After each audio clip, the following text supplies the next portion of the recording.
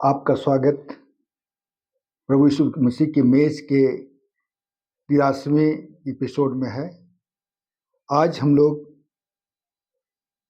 परमेश्वर पिता का जो वचन देखना चाहते हैं या यीशु मसीह के साथ घटी हुई एक घटना है जो एक धनी व्यक्ति और अनंत जीवन के बारे में बताता है।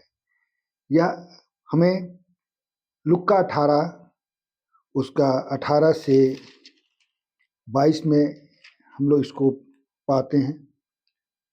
मत्ती 19 उसका 16 से 22 में पाते हैं और मरकुस 10 उसका 17 से 22 में पाते हैं। यहाँ पर एक धनवान सरदार यीशु मसीह के पास आता है और उससे प्रणाम करके दंडवत करके कहता है कि मुझे अनंत जीवन पाने के लिए क्या करना है।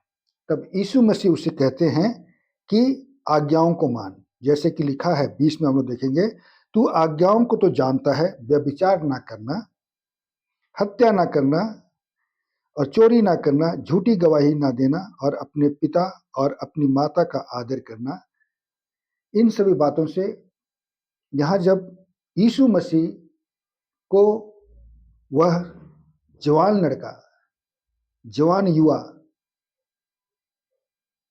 कहता है कि मैं अनंत जीवन पाने के लिए क्या करूं, तो वह व्यवस्था के बारे में जो है यीशु मसीह उस युवक को बताता है। और तब युवक कहता है, उसने कहा, मैंने युवक ने कहा, मैं तो इन सब को लड़कपन से ही मानता आया हूं। मतलब यह सरदार जो है वह परमेश्वर के वचन पर चलने वाला है, उसके व्यवस्था का पालन करने वाला है और हर एक चीजों को पूरा करने वाला है। तब यीशु मसीह उसको यह सुन करके कहता है, तुझ में अब भी एक बात की घटी है। आज अपना सब कुछ बेचकर कंगालों को बांट दे और तुझे स्वर्ग में धन मिलेगा और आकर मेरे पीछे हो ले। वह व्यक्ति जो है, वह युवा जो है बहुत धनी था, इसलिए यीशु मसीह कहता है, जब आप जो है इन सभी आज्ञाओं को, जो व्यवस्था का पालन करते हो, तो एक बात की कमी है, उस चीज को पूरा कीजिए कि अपनी सारी संपत्ति को जो है बेच डालिए और कंगालों को जो है दान कर दीजिए, उनमें बांट दीजिए। लेकिन जो है यह सुन करके वह युवक जो बहुत उत्साह के साथ आया था अनंत जीवन पाने के लिए, वह बहुत ही निराश हो जाता है और वापस चला जाता है। मसीह में प्रियो, यहाँ पर दो बातों को हम लोग पाते हैं। एक, व्यवस्था का पालन, मतलब मूसा के द्वारा से जो 10 आज्ञाएं हमें दी गई है उसका पालन। दूसरा जो है अपने धन संपत्ति से जो है कंगालों को दान देने की बात है। होने दे कि हम लोग जो है दोनों को पूरा करें, व्यवस्था का भी पालन करें, जितनी 10 आज्ञा में बात लिखी गई है और जो व्यवस्था में लिखी हुई बातें हैं, जो प्रभु यीशु मसीह का आदेश है, उनका जो है बिंदु बिंदु मिलाकर अक्षरशः हम लोग जो है उसको पालन हम लोग को करना है। लेकिन साथ ही यदि परमेश्वर पिता हमें धन के द्वारा से आशीष दिए हैं, हमारी नौकरी पेशा अच्छी है, या हम लोग बड़े घर में ऐसे खानदान में पैदा हुए जहाँ पर धन संपत्ति की कमी नहीं है, तो ऐसी स्थिति में जो है प्रभु यीशु मसीह का यह भी आदेश है कि हमें जो है कंगालों को दान देना है। मतलब यदि किसी को भोजन की कमी है, भोजन की आवश्यकता है, तो हमें भोजन उन्हें उपलब्ध कराना है। यदि किसी को कपड़े की आवश्यकता है तो उन्हें कपड़ा उपलब्ध कराना है।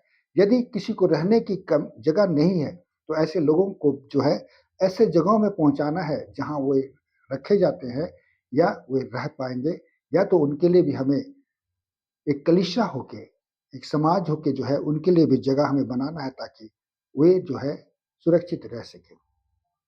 बीमार है कोई व्यक्ति, तो ऐसे समय में जो है उनकी हमें सेवा शुश्रूषा करना है और उनका इलाज में जो कुछ भी समुचित लगता है उसे भी देने का प्रयास करना है। ये हमें इन सब कामों के लिए कहीं बाहर जाने की जरूरत नहीं है। हम अपने ही समाज में, चाहे कोई भी समाज में हम लोग रहते हैं, वहीं पर हमें ऐसे लोग मिल जाएंगे जिन्हें इन सारी चीज़ों की आवश्यकता है। विशेष करके मैं निवेदन करूंगा आप लोग से कि अपनी जो धन संपत्ति है, यदि हो सके तो परमेश्वर के राज में भी बोना है, जैसे दान और देन देना है, दशमांश देना है, साथ ही जो है हमें अपने आजू-बाजू के, अपने पड़ोसियों के, अपने पड़ोस के, अपने समाज के जो है ज़रूरतमंदों को सेवा करना है। विशेष रूप से यदि वे शिक्षित होना चाहते हैं, तो उन्हें शिक्षा के लिए उन पर जो है हम लोग जो है दान दे सकते हैं और उन्हें अच्छी शिक्षा हम लोग प्राप्त करा सकते हैं। इसी प्रकार से जो व्यक्ति बीमार है, वैसे समय में जो है हमें वैसे बीमारों की तो सेवा-शुश्रा भी करना चाहिए और उन्हें इलाज के लिए जो है हमें दान देना चाहिए और उनका इलाज करना चाहिए और इस प्रकार से हम लोग जो है अनंत जीवन में प्रवेश कर सकते हैं। लेकिन यहीं पर हम लोग देखते हैं यीशु मसीह ने यह कहा कि ऊँट के सुई के नोक से निकल जाना आसान होगा, लेकिन धनवानों का स्वर्ग के राज्य में प्रवेश करना बहुत ही मुश्किल है। तो धनवान कौन है? धनवान जिनके पास जो है बहुत ही ज़्यादा संपत्ति है, ऐसी बात नहीं है। जिसमें इन बात की घमंड है कि उसके पास में है और वो किसी को भी मदद नहीं करता है, तो ऐसे व्यक्ति को ही यहाँ पर धनवान कहा गया है। या यदि हम लोग के पास में धन है, संपत्ति है, सभी प्रकार के, लेकिन हम लोग विनम्र हैं, हमें आत्मा के 9 फल हैं और जो है व्यवस्था का हम लोग पालन करते हैं और चैरिटी करते हैं, तो निश्चय हम लोग स्वर्ग के राज में प्रवेश करेंगे। परमेश्वर पिता इन वचनों के द्वारा से आप सबों को बहुतायत से आशीष देवे।